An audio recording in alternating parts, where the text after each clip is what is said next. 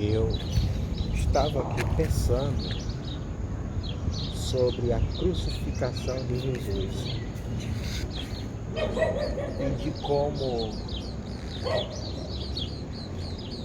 pensando sobre a crucificação de Jesus, a gente não precisa voltar no tempo para resolver algum problema do passado. Pensando sobre a crucificação de Jesus, a gente não precisa voltar no tempo para resolver um problema do passado. Basta ter estabelecido com ele, como Jesus já tinha feito, Jesus estabeleceu com todos nós reconciliação. Antes que a gente soubesse, Jesus já havia se reconciliado conosco. Jesus que aparece na história, muitos e muitos anos depois, e eu me lembro de ter lido isso agora há pouco, Mateus, no capítulo 23, se me falha a memória, no verso de número 29, que ele diz: ai de vós, hipócritas e fariseus, porque vocês completaram a medida do pecado dos vossos pais. E vocês declaram assim, que se nós estivéssemos, ou seja, Jesus diz, grifa, dizendo que vocês fazem os sepulcros, adornam os sepulcros dos profetas e dizem, se nós tivéssemos vivido com aqueles profetas dos nossos antepassados, nós não teríamos matado. Mas nós completamos a medida do pecado dos nossos pais e nós crucificamos a Cristo. Todos nós crucificamos a Cristo. Se nós estivéssemos vivendo, ou se nós tivéssemos vivido na mesma época em que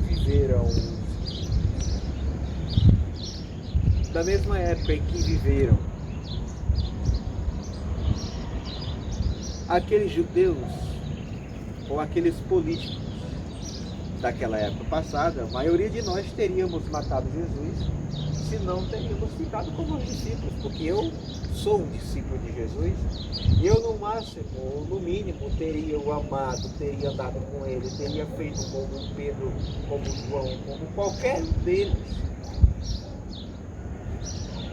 Talvez não como João e Tiago, cara explosivo, mas como um deles, como de fato sou um dos discípulos.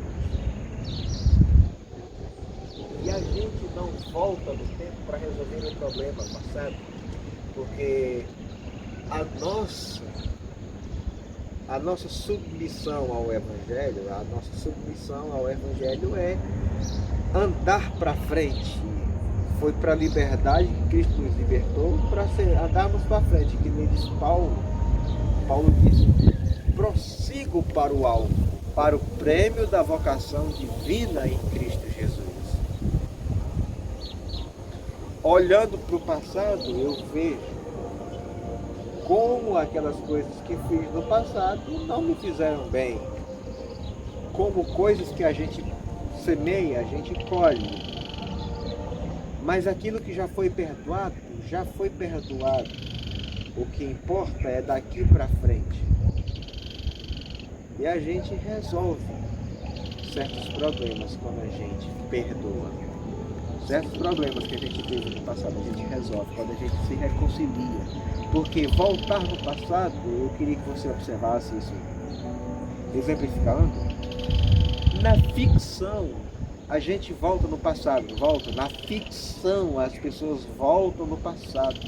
Mas na vida real, a gente não volta no passado como na ficção, porque na vida real, nós temos uma ficção chamada mente, memória, nós temos uma ficção chamada pensar. E é com esse pensar, é com essa memória, com esse nosso enxergar, olhando o que aconteceu no passado, que a gente volta e se reconcilia com ele. Eu acho de extrema importância o que acontece com os discípulos de Jesus naquele dia da ressurreição, dos dias, daqueles 40 dias em que Jesus esteve aqui na terra. Jesus se reconcilia com gente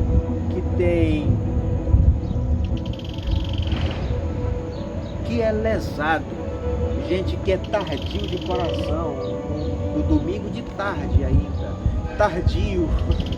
No domingo da tarde, hoje é tarde aqui, agora é tarde, só não é domingo, hoje é um sábado. E é um sábado do descanso, para você ter a ideia.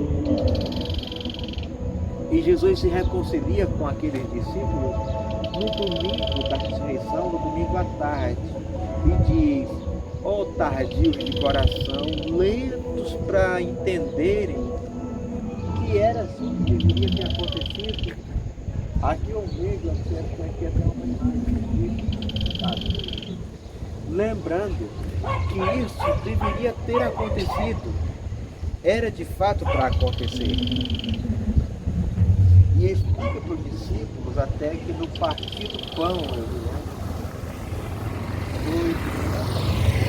eu me lembro do que acontece na música que canta o Gerson Confina. Fui no partir do pão, quando ele orou foi que eles perceberam, e quando abriram os olhos para o contemplar, já não estava mais, só estava o seu lugar. Jesus ressuscitou, Jesus ressuscitou, ele passou lá em casa.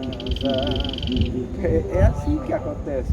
E a reconciliação dos discípulos com Jesus depois da ressurreição é a reconciliação de Pedro, a reconciliação de João, a reconciliação de Tomé, que é um cara que só cria se visse as chagas. E eu fico prestando atenção do padre Reginaldo Manzotti, que ele na rádio ele fala assim: ó Jesus das Santas Chagas, queremos ver as tuas chagas.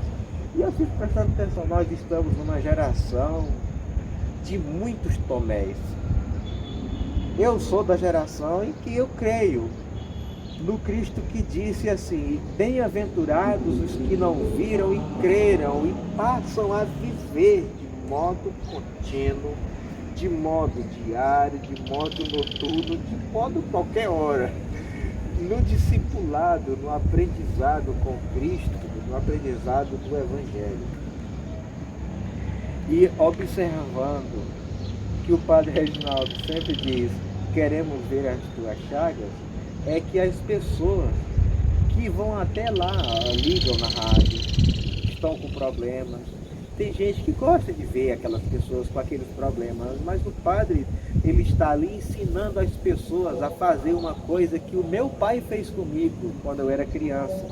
Meu pai já me ensinou a rezar, sinal da cruz e tudo mais, me ensinou a rezar.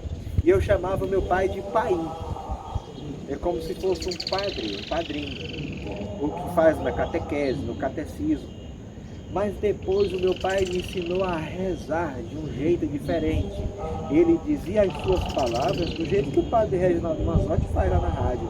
Ele pede para aquela pessoa que está passando por aquele problema, ele diz assim: minha filha, diga essas palavras. E ele está orando. Ele está falando aquilo que vem do coração dele, porque é orar, aquilo é rezar com a alma, com o entendimento, com a sua expressão do seu espírito de amor pelo próximo. Isso é rezar, isso é orar, buscar a face, se converter dos seus maus caminhos. Como diz lá Deus, lá no o Espírito de Deus fala lá em 2 Crônicas, capítulo 7, verso 14, ou 14, verso 7, se não me falha a memória, não importa se é a primeira ou segunda, porque está escrito: e se o meu povo, que estava falando do meu povo Israel, que se chama, eu sou de Deus, povo de Deus, Israel, povo de Deus, que se chama pelo meu nome, se humilhar, orar, buscar a minha face e se converter dos seus maus caminhos, então eu os ouvirei dos céus, perdoarei os seus pecados e sararei a sua terra. O seu coração é sarado, o seu coração passa a viver com Cristo. Jesus diz: eu estou à porta e bato. Se alguém ouvir a minha voz e ouvir, entrarei em sua casa, cearei com ele e ele comigo. Eu espero que o Senhor Jesus tenha falado com o seu coração, assim como falou no meu, falando essas palavras, porque é Jesus que está falando comigo. Que Deus abençoe. Eu não sei se a memória do meu telefone já encheu de novo, mas depois a gente conversa mais.